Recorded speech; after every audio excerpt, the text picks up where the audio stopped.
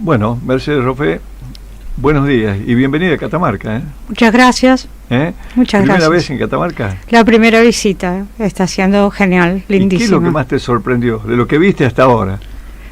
Vi muy poco en realidad, ¿viste? Sí, no, bueno, lo estamos pasando muy bien en el festival, un nivel excelente, la cordialidad, la organización. Estaba hablando hace un rato también, lo que me llamó la atención que fueron muchas lecturas a lo largo del día y llegamos a la hora que se había decidido terminar, pero ni un minuto ni un minuto de más. Estuvo espléndido toda la organización y con tiempo para conversar en el medio, tomar un café o algo, todo muy bien organizado, muy cordial. Estás desde hace muchos años en Estados Unidos. Sí, muchísimo. ¿Te costó acostumbrarte? Me costó acostumbrarme al principio cuando vivía en el suburbio. Vivía en dos suburbios muy distintos. Uno, la Universidad de Maryland, que en esa época era realmente un descampado total, puros autos y tal. El campus tampoco era... Estaba a media hora de Washington, pero muy mal comunicado. Ahí sí me costó mucho adaptarme y luego viví en otro suburbio pero que era muy lindo, que era de la Ivy League, de la Vassar, Poughkeepsie, o sea, en la mitad del Hudson, del río Hudson. Era un campus muy lindo y claro, la vida, bueno, también estaba a 2 horas de Nueva York, o sea que iba mucho. Entonces ahí no me costó tanto. La vida de suburbio es difícil, pero cuando estaba enseñando ahí, la verdad que tenía un grupo de amigas de otros departamentos de lenguas modernas y la verdad que lo pasamos bien. ¿El norteamericano tiene la calidez del argentino? No, para nada, por lo menos no, es otra... Es otra cultura, otra manera de relacionarse, otra manera incluso de armar planes, de tener una vida social, ¿no? O sea, a veces me río porque me encuentro con amigos en el aeropuerto, en vez de habernos encontrado voy a tomar un café a la vuelta de casa, ¿no? Me ha pasado, no es una exageración. Incluso una amiga americana, no sé, estábamos, una de mis mejores amigas, que la conocí en Buenos Aires, en realidad, cuando ella vino a hacer la tesis sobre Victoria Ocampo, y después hace 40 años, más de 40 años que somos amigas, y una vez me dice que estábamos en un lugar, en un restaurante marroquí, pero estaba vacío, a las 3 de la tarde. Y no sé qué le comento, me dice, pero si las únicas que nos encontramos a charlar somos nosotras. Bueno, pero son las particularidades de la buena relación, que se tiene mucho, por ejemplo, en el interior del país. En Catamarca yo te decía, a ver, ¿qué es lo que te sorprendió? Y a medida que vos estés más acá en Catamarca te vas a dar cuenta que la gente es muy amigable, que es calurosa. Exacto. Es calurosa y a veces la frialdad de la gran ciudad no da ese lugar. Es verdad, bueno, el ritmo es otro tal vez, pero la verdad que la cordialidad de aquí, ya conocía a Alejandro y a Celina, que están organizando el festival. Pensá que nos conocimos en el año 98 y me están invitando con toda calidez, con todo cariño y tal. Bueno, Rosario Andrada, que ya conocía también, ya nos conocíamos, pero todo está resultando muy cordial. Acabo de tener una conversación magnífica con la señora que nos recibe en su casa, en su bed and breakfast, una conversación lindísima, hasta y de mucho nivel también, asociado con lo que se habló ayer en el festival. Muy lindo todo realmente. Ahora lo que mencionas, lo del festival, las presentaciones y demás, ¿qué es lo que el yanqui ve? ¿Está más inclinado a la prosa, a la poesía? Hablábamos antes del tema de los diarios. ¿Qué es lo que pasa con los diarios digitales? La gente que lee títulos, sí, casi todo digital, sí, mucho digital y bastante también en PDFs, en libros, e-books, eso sí. A la vez, claro, no sé si la venta de libros ha caído tanto. Me parece que claro, ahora estamos pasando en Argentina un momento difícil con respecto a la venta de libros. Pero a la vez, ¿sabes algo lindo que estuve notando? Sobre todo en España y también aquí, ¿no? Sí. Y ahora va a venir la FED en Buenos Aires, que es la Feria de Libros. Es una belleza. Ya por suerte estuve varios años y ahora la FED... ¿Vos estás segura allí? Sí, sí, sí. Con tantas ediciones y tus libros traducidos en tantos idiomas. Sí, también. Pero no, lo que te decía era que lo que noté es que por un lado hay un auge del libro digital en algunos países, no en todos, y creo que lo que está dando es que cada vez están haciendo libros más bellos en papel. Por la ilustración. Por la calidad de papel, no sé, por un montón de... Llama más la atención el papel cuando es un papel brillante.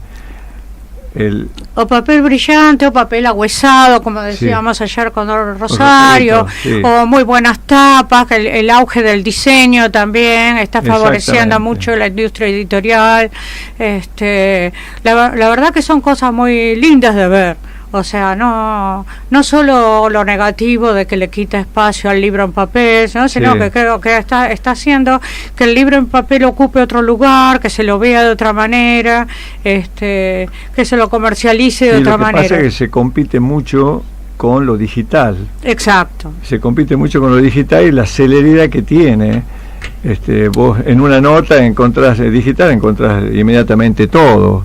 Sí, yo leo mucho en digital, porque sobre todo si quiero leer en español, leo por PDFs, por algunos archivos pero sí, la competencia es enorme, pero creo que lo que noté que me dio mucha alegría fue eso, pensar que esa competencia está produciendo que las editoriales en papel le pongan mucho el acento a la producción. Y creo que la gente está sensible a eso también. Claro, por cierto. Sí. Pero yo te decía al comienzo de esta pregunta, era si la gente lee más lo que es la gente lee más la poesía, o se inclina más a las notas de los diarios, que a veces son notas larguísimas, ¿no? Cometemos el error los periodistas de escribir muchísimo, volcamos todo en una nota tremenda, la hacemos larguísima y a veces la gente no termina de leerla, se queda en el título y en la bajada. Mira, a mí me cuesta muchísimo leer notas de medios americanos, porque realmente cansan, no tienen ningún tipo de control del es como espacio. Que se perdiera. ¿Vos qué entiendes mucho? Yo hago el chiste de que les pagan por palabra, ¿viste? Porque realmente es como que a veces es insoportable. Noto que el tema me interesa, me meto y en la mitad paro.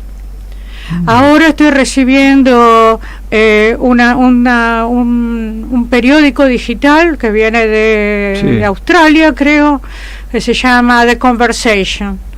Y es un nivel espléndido y realmente las notas no son tan largas. Claro. Y las leo con mucha más facilidad, con mucha más atención. Pero ¿y eso no atenta contra el contenido?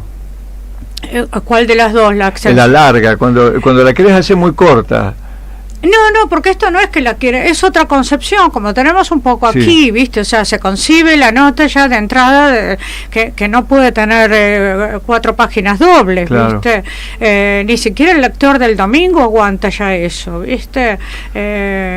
Antes yo leía un poco las secciones del New York Times, el domingo, la parte de ciudad y tal, y cada vez son más largas y más largas. ¿Pero encontrás eso en las editoriales o en las notas de información? Que es muy larga. Sí, todas son notas muy largas. A veces hay mucho para escribir también, ¿no? Si te metes en política hay mucho para escribir, entonces por ahí si uno retasea. Claro, pero yo creo que con una buena dirección editorial se pueden dividir las notas por partes y empezar a dar lo que más interesa de cada nota en notas más breves separadas, a lo mejor en 2 días distintos, o en 2 secciones distintas, o en 2 entradas distintas con títulos distintos, pero me parece que es muy abrumador tal como se está presentando ahora. Yo estaba en el país, estaba en Madrid cuando se fundó, cuando empezaba el auge del País. Ahora decayó mucho, por supuesto, es otro tipo de periódico, pero en el 70 y pico, cuando surgió el País y con una concepción nueva de periodismo y tal, el director había y se lee mucho en el mundo, ¿eh? Sí, se lee mucho, pero cambió totalmente la política, todo el país, ¿no? Pero ese diario que fue fundamental en los 70, la movida, ¿no? De Madrid, la contraseña, la consigna del director era que un diario debía poder leerse todo en 6 horas. Claro. Todo el diario, todas las secciones. Es una barbaridad. Imagínate. Luego tenían otras, me contó una de las periodistas del País, está casada con un poeta argentino. Me contó algunas cosas interesantes, ¿no? Como no empezar una nota diciendo continúa tal persona, porque ya sabes que va a ser muy larga. No, porque si continúa no es noticia. No es noticia. Sí, claro, no así pequeña, muy interesante. Pero creo que no, que el periodismo norteamericano, al menos incluso el de mayor nivel, ¿no? El otro no hablo porque casi no lo conozco, pero el de mayor reputación, incluso las revistas, caen en esto, ¿no? En un detallismo y en notas larguísimas. No sé si eso no atenta también contra la lectura. Bueno, pero esto debe ser más o menos como el adolescente que empieza a escribir poesía. Hace unas poesías larguísimas. ¿Verdad? Rosarito, que está detrás tuyo, se ríe. Pero todo aquel que le gustó un poco la poesía, yo particularmente, que soy malísimo escribiendo poesía, las hacía larguísimas. Y cuando uno le entregaba, seguramente a la novia o quien sea, decía, claro, está bueno, pero ¿a quién se lo entregaba? Claro. Sí, suele pasar también eso, a pesar de que ahora se ha puesto de moda el haiku, ese es otro peligro. Claro. Ahora, ojo con los textos, con lo que enviamos por WhatsApp mensajes, porque desvirtúan totalmente la calidad de lo que se escribe. Totalmente. Nos reíamos con un amigo escritor, Juan Carlos Becerra, el otro día, Juan José, que la gente más joven se ríe de cómo escribimos, porque puntos, comas, mayúsculas. No hace falta, dicen. Claro, bueno, ellos dicen, pero realmente a veces los mensajes que no se escriben así son muy confusos, ¿no? Claro. Pero yo voy no el editor automático, que suele hacer errores, sino descubrí que ahora se puede editar lo que uno escribió con algún error, y voy y lo corrijo, y quiero que quede bien, ¿no? Que quede claro, ¿no?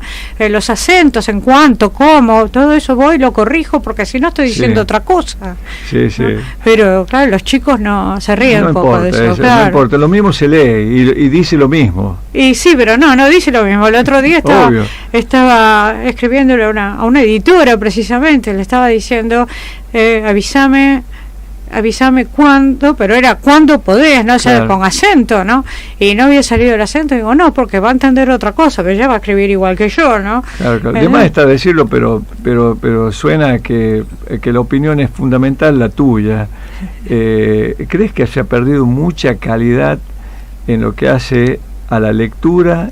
Mirá lo que te digo, la calidad de la lectura, se lee menos material de calidad y se escribe muchísimo peor. Sí, yo lamento algunas cosas. Primero, he estado lamentando mucho la pérdida del imperfecto del subjuntivo. Ahora todo el mundo dice que vaya, claro. No dice me pidió que fuera, sino me pidió que vaya. Bueno, eso ya el periodismo ha facilitado mucho, contribuido mucho a eso. Y ahora estoy notando otra anomalía, que es poner la A personal del objeto directo a todo, pero no sé, abrazar al hospital, ¿no? ¿Cómo abrazar al hospital, no? Está bien, es decir, no, pero cosas totalmente que no hay ninguna posibilidad de que se muevan. Bueno, pero desde los medios se contribuye, como dices vos. Sí, tremendo. Pero ahora esto de la A es como que está por todos lados y me extraña en el contexto que lo encuentro, ¿no? Porque es gente culta, gente que ha estudiado, gente que tiene una profesión y escribe esa A, la mete por todos lados. Bueno, imagínate dando clase, impartiendo pedagogía y didáctica a partir de ese concepto de, bueno, pero está bien. Bueno, sí, tremendo. O es simple, me tengo que acomodar a este lenguaje. Claro, o no, igual se entiende. Bueno, es lo que decía, igual se entiende. Por eso dice lo mismo, no dice lo mismo. Claro. No dice para nada. No dice lo mismo, no para nada. Claro. Ahora, imagínate en este contexto, si se tiene que la gente elegir un poeta. ¿Cuál es el poeta? ¿El poeta que escribe bien o el que escribe como escribe todo el mundo o la mayoría? Bueno, ahí entra otro problema, que es la distribución. La distribución del libro, ¿no? ¿Qué se distribuye en poesía? Pero no es ir contra la corriente, porque es como que yo veo el caso de la Real Academia, que tiene que ir acomodándose a los tiempos y dándole apertura a nuevas palabras que me parece que, si se me permite, ensucian el lenguaje. Bueno, la tarea de la academia es realmente ir reconociendo las palabras que la vida real va incluyendo. El problema que veo ahora, que coincido con vos, es qué tipo de palabras está eligiendo el equipo de la academia que está funcionando ahora, a pesar de que hay una de las personas o dos personas. Pero son científicos al fin. Son escritores, estoy hablando de la Academia de la Lengua, claro. Y hay gente que admiro profundamente, está Clara Janés, ha estado por años García La Concha, es decir, son gente, pero de lo más importante, pero más lúcido de España, ¿no? Pero de España y de nuestra lengua, sin duda, ¿no? Pero sí de pronto aceptan cosas regionales o que fueron siempre consideradas errores. Bueno, imagínate que por ejemplo, no hace falta decir que hace frío, con que diga qué tornillo, y la Real Academia lo acepta, tornillo significa frío. Bueno, no sé, también hay otra cuestión, que es que, por ejemplo, la Academia ha creado esto que se llama el Diccionario Panhispánico, que es de americanismos. Sí. Bueno, entonces, ¿qué pasa con el de la Real Academia? Deja de incluir América, entonces es un diccionario de regionalismos españoles. Claro. En castellano, pues ni siquiera españoles, sino específicamente en castellano. La verdad que no es un tema que domine para nada. Hay especialistas en este tema de la construcción. Bueno, pero a ustedes los escritores debe ser difícil, porque esto es como relacional, por ejemplo, y te iba a preguntar, Neruda, Becker o el Martín Fierro. ¿Qué leerías si haces un viaje largo? Vas de Argentina a China, tenés muchas horas de viaje. ¿Qué te llevas para leer? ¿Algo de esto te llevas? No creo, ninguno de los tres. Becker porque ya lo leí mucho. Neruda llevaría una... Bueno, pero tenía esa poesía simplona y mezclar la muerte con... No, pero bueno, es un romanticismo interesante también. Es leerlo en su época, ¿no? No, el Martín Fierro no, pero sí me llevaría el Fausto de Estanislao del Campo. Bueno. Eso es palabras mayores, claro. ¿Viste? No, eso está genial. ¿Y por qué el Martín Fierro no? Siendo argentina, ¿por qué el Martín Fierro no? Por lo mismo que me harta el Cid. Es una cosa muy viril, muy violenta, es una creación de un origen nacional que realmente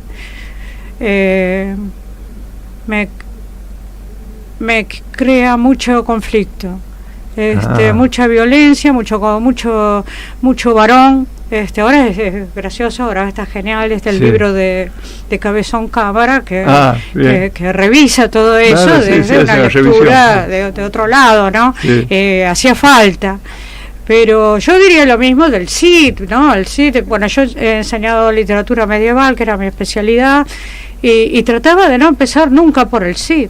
El Cid campeador. Claro, hay estafa, hay violencia, hay violación. No, es una cosa sumamente violenta como origen nacional. No lo apruebo, digamos, ¿no? Qué bueno que hagas este análisis. Sí, gracias. Qué bueno que hagas este análisis. Y hay cosas preciosas con las cuales empezar antes la historia de la literatura de España, ¿no? ¿Y Juana de Ibarburu? Bueno, también. Pero, no, digo, la Edad Media, ¿no? O sea, sí. Yo cuando empezaba medieval trataba directamente de no empezar por el Cid. Empezar con las cantigas de amigos, empezar con la lírica galaico-portuguesa, las jarjas y las moyajas que venían del árabe y del hebreo.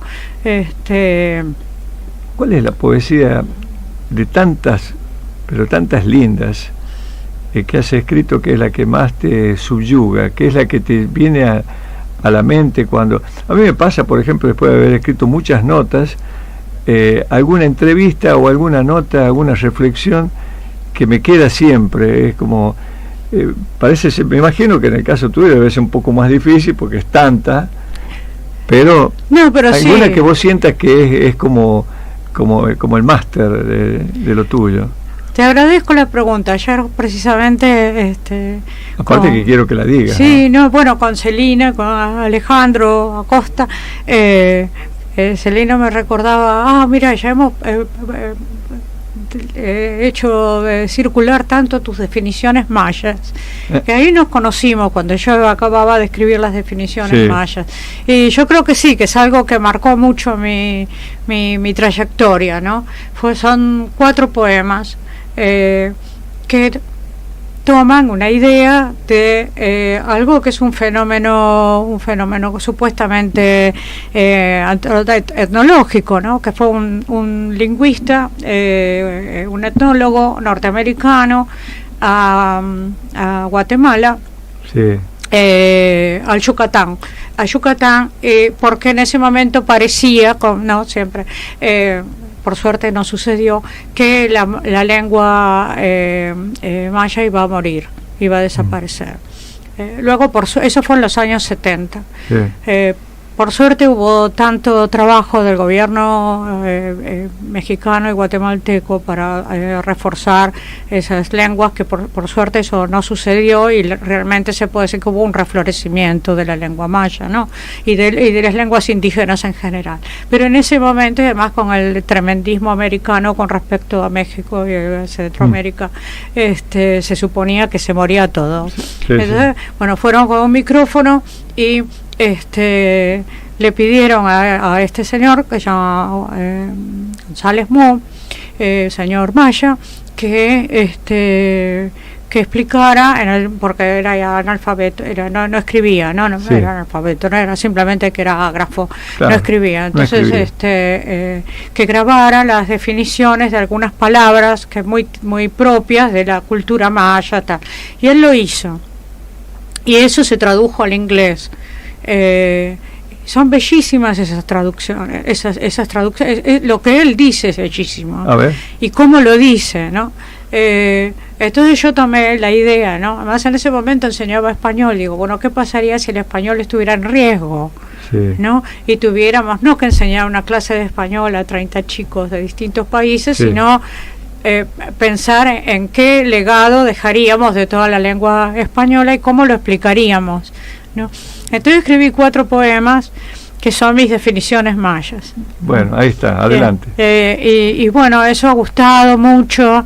Yo los quiero mucho por el origen que tienen, me salieron bien, recuerdo el momento de hacerlo. Y la repercusión. Y la repercusión apoyó mucho también, fue una confirmación muy grande. Porque además tienen humor y la gente lo pesca. Bueno, adelante. No los traje. Pero te debes recordar algunos. No, para nada, no lo puedo decir. ¿No? No, para nada, pero bueno, vamos a tratar, si querés, está bien. Está bien. Pero pasa esto, de escribir tanto, que se te escapan las letras, se te van. La verdad que nunca recordé cosas mías, para nada, ni me animo nunca a leer nada de memoria, ni nada. Incluso ¿Y cómo te surgen? ¿Cómo surgen? ¿Cómo te inspiras? ¿Siempre te inspiras haciendo lo mismo? o te inspira una plaza, te inspira una ventana, te inspira, ¿cómo es? Mira, hay diferentes maneras, ¿no? Ojalá uno supiera cuál es la que produce más, ¿no? Pero hay lugares. A las personas nos pasa esto, los que no escribimos como vos, pero que de pronto se nos ocurren frases.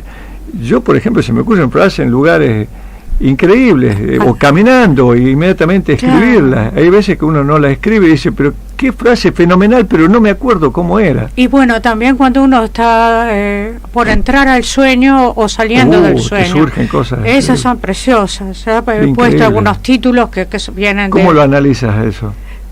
Y bueno, yo creo que porque cuando uno camina, por ejemplo, cuando iba al primer taller en los años 70 nos reíamos porque todos los poemas empezaban, esto lo escribí en el colectivo.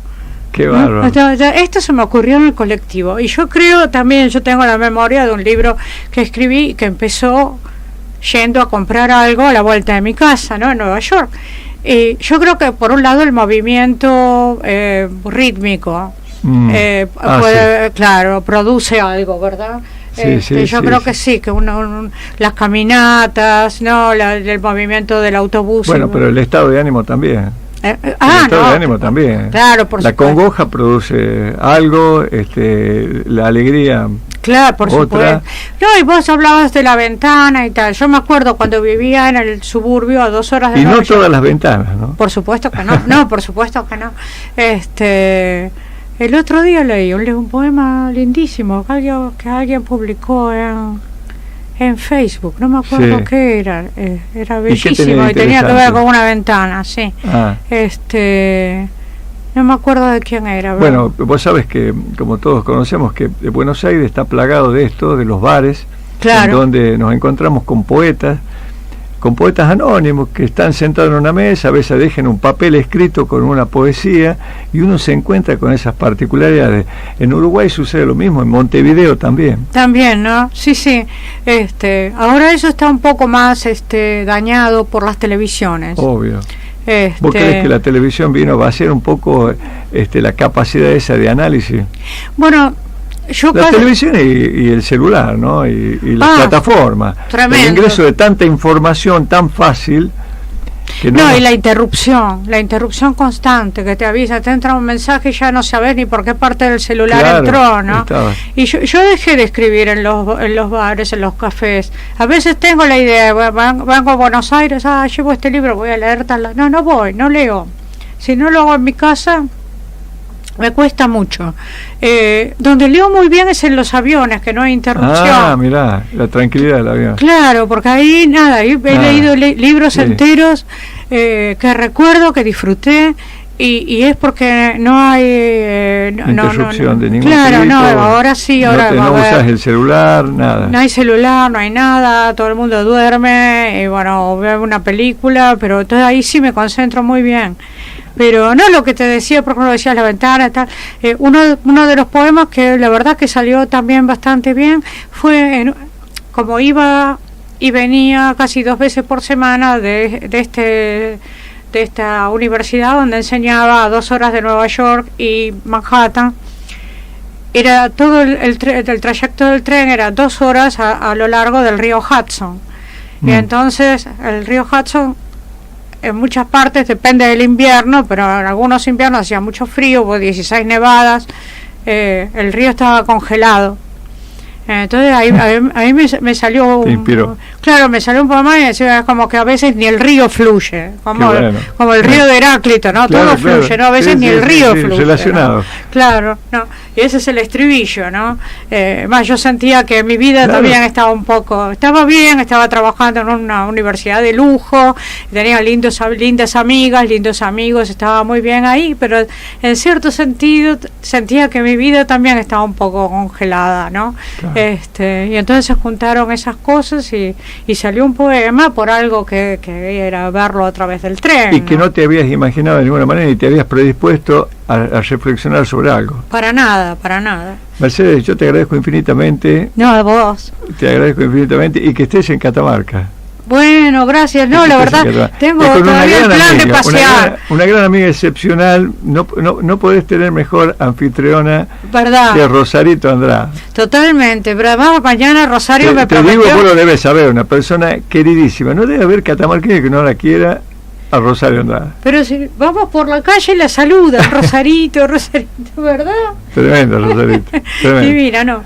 Te agradezco infinitamente. Bueno, muchísimas gracias a ustedes, todo muy, muy lindo, muy cordial, de mucho nivel todo. Y sí, y mañana podré ver un poco más de la provincia. Sí.